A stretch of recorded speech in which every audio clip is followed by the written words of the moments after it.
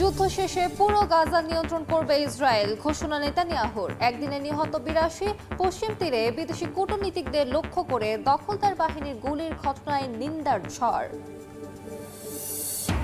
পরমাণু ইস্যুতে ফের আলোচনায় বসতে যাচ্ছে ইরান যুক্তরাষ্ট্র। কোনো চুক্তির বিনিময়ে ইউরেনিয়াম সমৃদ্ধকরণ থামাবে না, ঘোষণা তেহরানের। বৈঠকের সফলতা নিয়ে শঙ্কা। একদিনে রাশিয়ায় প্রায় ২৫০ ড্রোন হামলা ইউক্রেনের, প্রতিহতের দাবি মস্কোর। সুমিতে পাল্টা অভিযান, তুরস্ক অঞ্চল পরিদর্শনে প্রেসিডেন্ট পুতিন। এবং হোয়াইট হাউসে যুক্তরাষ্ট্র ও দক্ষিণ আফ্রিকার প্রেসিডেন্টের বাকবিতণ্ডা। দেশটির বিরুদ্ধে শ্বেতাঙ্গ কৃষক নিধনের অভিযোগ ট্রাম্পের ভিত্তিহীন, বললেন রামাফোসা। যুদ্ধ শেষে পুরো গাজা নিয়ন্ত্রণ ইসরায়েলের কাছে থাকবে বলে মন্তব্য করেছেন প্রধানমন্ত্রী বেনিয়ামিন নেতানিয়াহু। চলমান যুদ্ধ বন্ধের জন্য কিছু শর্তের কথা উল্লেখ করেন তিনি। এর মধ্যে আছে হামাসের নিরস্ত্রীকরণ, উপত্যকা থেকে সংগঠনটির সব নেতার বহিষ্কার এবং গাজা নিয়ে ট্রাম্পের পরিকল্পনা বাস্তবায়ন।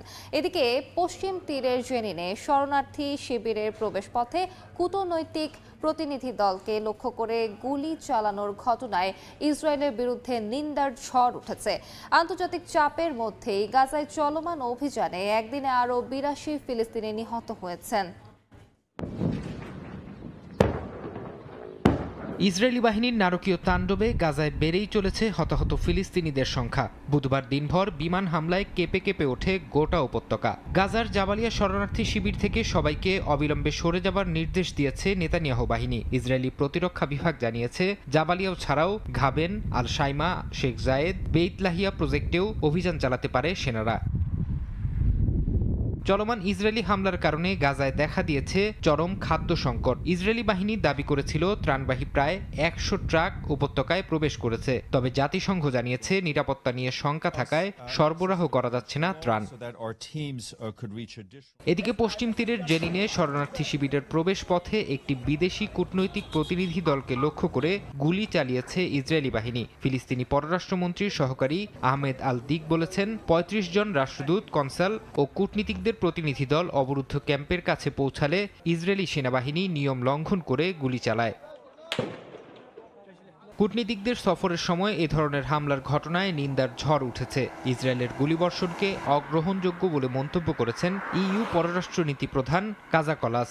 এই ঘটনার তদন্ত এবং দায়ীদের জবাবদিহি করার আহ্বান জানিয়েছেন তিনি। গুলিছোড়ার ঘটনার বিষয়ে বিস্তারিত জানতে ইতালিতে নিযুক্ত ইসরায়েলের রাষ্ট্রদূতকে তলব করেছে মেলোনি সরকার। এছাড়া এই ঘটনার তীব্র সমালোচনা করেছে ফ্রান্স, কানাডা, জর্ডান, তুরস্ক। যদিও ইসরায়েল বলছে তাদের সেনারা কূটনীতিকদের সরিয়ে দিতে ফাঁকা গুলি চালিয়েছিল।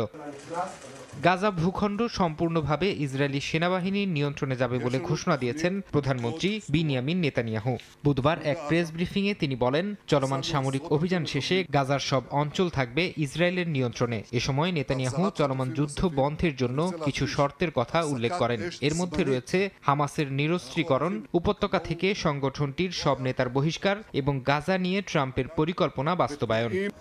ভয়াবহ দুর্ভিক্ষের আশঙ্কায় যখন গাজায় ত্রাণ পাঠাতে জোর দিচ্ছে আন্তর্জাতিক মহল, তখন ইসরায়েলের কেরেম শালোম সীমান্তে মানবিক সহায়তা বন্ধে বিক্ষোভে ফেটে পড়েন তেল আবিবের আন্দোলনকারীরা। তাদের দাবি, গাজায় পাঠানো ত্রাণ সহায়তা হামাসের হাতে পৌঁছাচ্ছে। তাদের বিরুদ্ধে অবস্থান নেন মানবিক সাহায্য নিরাপদে পৌঁছে দেওয়ার সমর্থকরা। স্থানীয় সময় বুধবার কেরেম শালম বর্ডার ক্রসিং এর কাছে জড়ো হন ইসরায়েলি আন্দোলনকারীরা। এ সময় গাজায় প্রবেশ করা মানবিক সহায়তা ট্রাকগুলো থামানোর চেষ্টা করেন তারা। তাদের দাবি, অবরুদ্ধ উপত্যকায় পাঠানো এ সহায়তা ফিলিস্তিনের স্বাধীনতাকামী সংগঠন হামাসের হাতে যাচ্ছে। এ সময় আন্দোলনকারীদের ছত্রভঙ্গ করতে বেশ কয়েকজনকে আটক করে পুলিশ। আমি এই আন্দোলনে সামিল হতে এসেছি, গাজায় ত্রাণ সহায়তা বন্ধ করতে এসেছি, কারণ এগুলো সরাসরি হামাসের কাছে যাচ্ছে। শুধু ত্রাণ সহায়তার বিরুদ্ধে অবস্থানরত আন্দোলনকারীরা রাস্তায় নামেননি, ছিলেন মানবিক সাহায্য নিরাপদে পৌঁছে দেওয়ার পক্ষের সমর্থকরাও। তাদের দাবি, গাজার অবস্থা ভয়াবহ, জিম্মিদেরও খাবার নেই, এই অবস্থার উন্নতি জরুরি। আমরা সকালে এখানে এসেছি কারণ কট্টর ডানপন্থীরা মানবিক সহায়তার ট্রাকগুলো অবরোধের চেষ্টা করছিল। আমরা পুলিশের সহায়তায় তাদের পিছু হটতে বাধ্য করি। গত 2 মার্চ থেকে গাজার মানবিক সহায়তা বন্ধ করে দেয় নেতানিয়াহু প্রশাসন। এরপর থেকে বিশ্বের বিভিন্ন দেশের তোপের মুখে পড়ে ইসরায়েল। ফ্রান্স, জার্মানি এমনকি ব্রিটেন বলছে গাজার পরিস্থিতি আর সহ্য করা যাচ্ছে না। এরপর আন্তর্জাতিক মহলের চাপে পড়ে সম্প্রতি অবরুদ্ধ উপত্যকায় ত্রাণ সহায়তা প্রবেশের অনুমতি দেয় তেল আবিব। কোনো চুক্তির বিনিময়ে ইউরেনিয়াম সমৃদ্ধকরণ থামাবে না বলে সাফ জানিয়েছে ইরান।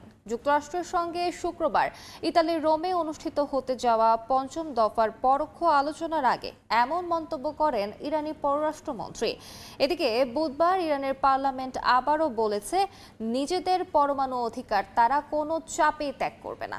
এমন অবস্থায় পরমাণু ইস্যুতে আলোচনা কতটা সফল হবে তা নিয়ে দেখা দিয়েছে সংশয়।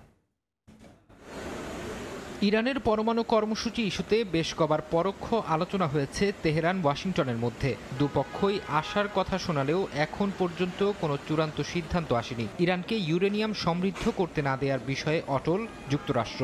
অন্যদিকে তেহরানও এই ইস্যুতে আগের অবস্থান থেকে এক চুলও নড়েনি। বিভিন্ন গণমাধ্যমের খবর, এমন পরিস্থিতিতেই শুক্রবার পঞ্চম দফায় পরোক্ষ আলোচনায় বসতে যাচ্ছে দুই দেশ। আরেক দফা আলোচনায় বসার আগেও নিজের অবস্থানে অনড় ইরান। বুধবার ইরানের পররাষ্ট্রমন্ত্রী আব্বাস আরাকচি সাফ জানিয়েছেন, চুক্তি হোক বা না হোক ইউরেনিয়াম সমৃদ্ধকরণ চলবেই। সাংবাদিকদের সঙ্গে আলাপকালে তিনি বলেন, ইরান কখনো কূটনীতি পরিত্যাগ করেনি, কিন্তু কোনোভাবেই অতিরিক্ত দাবি মানা হবে না।